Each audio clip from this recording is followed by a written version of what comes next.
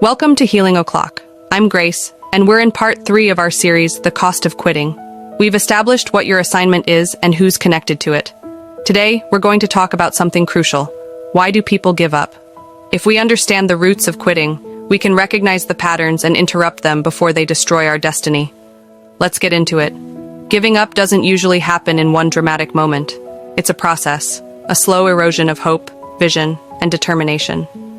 Let me walk you through the common roots of quitting so you can recognize them in your own life. First, there's disappointment. You expected something to happen by now, and it hasn't.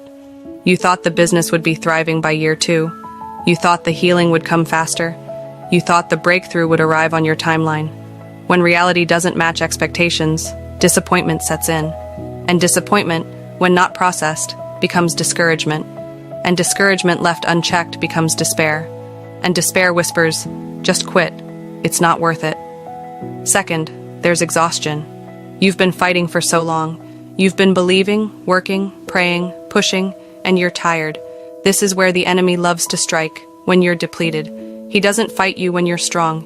He waits until you're weak. Then he whispers, "You've done enough." Nobody would blame you for stopping now. Third, there's comparison. You look at other people's timelines and think something is wrong with yours.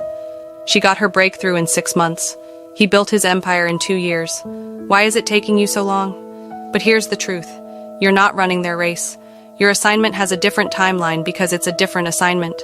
Stop measuring your chapter 20 against someone else's chapter 50. Fourth, there's past failure. Maybe you tried before and it didn't work. Maybe you've quit on things before, and now you expect this to end the same way. Past failure creates a quitting pattern in your brain.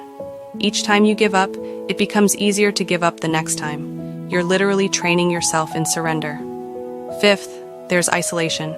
When you're carrying something significant, the enemy will try to isolate you.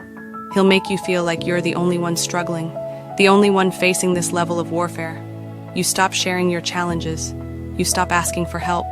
You suffer in silence until the weight becomes unbearable. Finally, there's the absence of immediate results. We live in an instant gratification culture. We expect microwave miracles. But most divine assignments require a process, years of sowing before you see the harvest.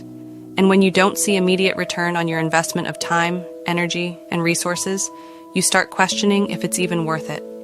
Here's what you need to understand. These feelings are normal, but they are not truth. Disappointment is not a sign to quit. It's an invitation to recalibrate your expectations. Exhaustion is not a command to abandon ship. It's a signal to rest and refuel.